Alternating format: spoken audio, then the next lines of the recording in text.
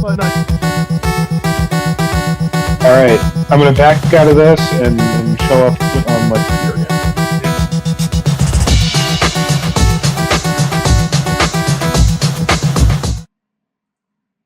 Everybody's fight night. Jason, what do we got? Who's the new one? It's not this guy. We already talked about Frogman. Let's see, where'd it go?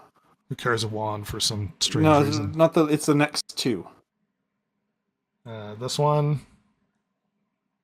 It's the Beast of Bladenboro and the previous one, I believe.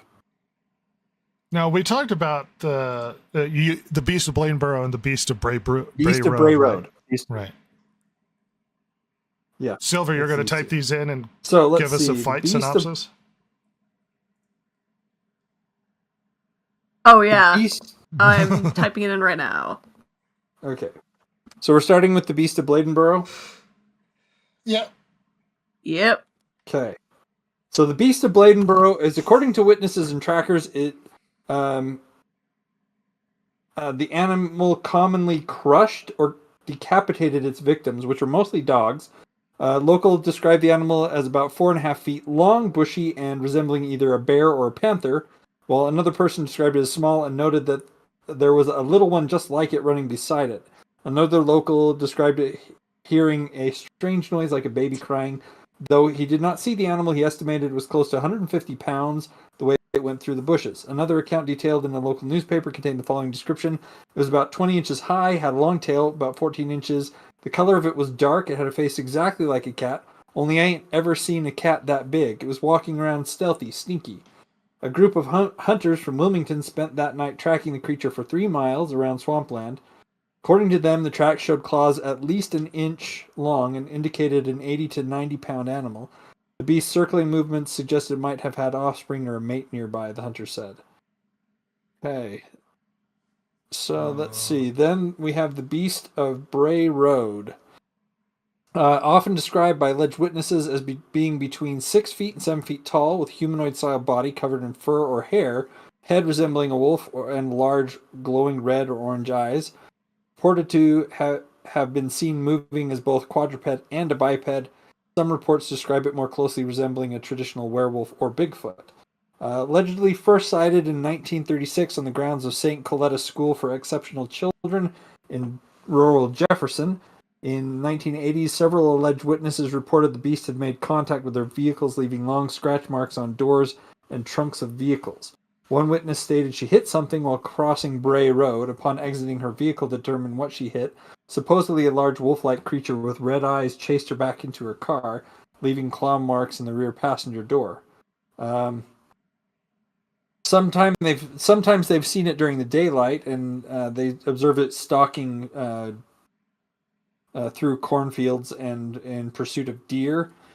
Animal mutilations around Bray Road with the remains, including deer and livestock, partially eaten, with specific organs removed from the animal's carcass.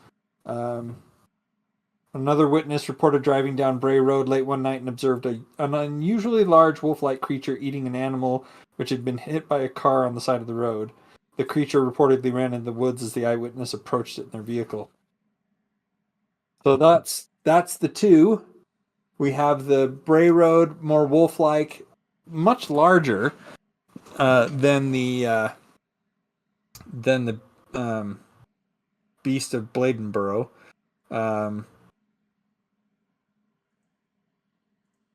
But still fearsome with its inch-long claws, and an 80 to 90 pound cat could do a lot of damage. Yeah, it'd be scary. Well, Silver, what do you have for us? All right, ChatGPT has given me the potential battle between the two. So it starts out with size and strength. It says, Beast of Bray Road, being described as large wolf-like creatures, sometimes with humanoid traits, might have an edge in terms of sheer power and aggression. Wolves are highly skilled predators, and if the Bray Road beast is indeed something like a werewolf, it could be far more dangerous. Speed and agility. The Beast of Bladenboro, often likened to a panther or large cat, might be more agile. with the ability to move quickly through forested areas. Big cats, especially panthers, are known for their strength and speed, making them formidable opponents in ambush-style encounters. And then predatory nature. Both creatures are seen as apex predators in their respective environments. However, the Beast of Bray Road described more like a hybrid with some supernatural elements, which could give it an advantage in endurance and potential intelligence. This is a more interesting fight for those who weren't here last week than the really tall alien and a frog. That being said, it feels... It's true. It's a stupid frog. It feels one side... It's a much closer fight. However, the Beast of Bray Road seems like a giant, monstrous werewolf creature as opposed to fighting a leopard of sorts. It seems more likely. Is there a scenario that anybody can argue where it might go differently? Size is a factor in this one. Maybe you can get up underneath him and get his throat, before the big giant werewolf can get a hold of him. His balls. That's what I'm thinking. Yeah, there is that. There's also one thing that I know that cats do to their prey is they will attach themselves to it and then use their back feet to disembowel the other creature. It could do that type of attack and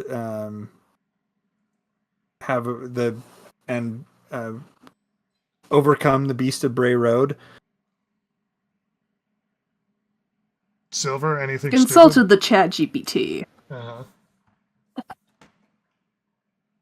So, first it gave me, in a one-on-one battle, the Beast of Bray Road might have the upper hand, due to its supernatural and terrifying nature. If the creature is indeed a werewolf-like being, it could possess both physical strength and enhanced endurance beyond that of a normal predator. However, the Beast of Bladenboro would certainly be a formidable opponent, especially if it is a truly large, powerful animal capable of hunting and killing prey with precision. Ultimately, it would depend on the environment, the circumstances of the encounter, but as most fights end up at. It always has that qualifier in Chat GPT. Well, depending on the environment where they're fighting, is all things being equal.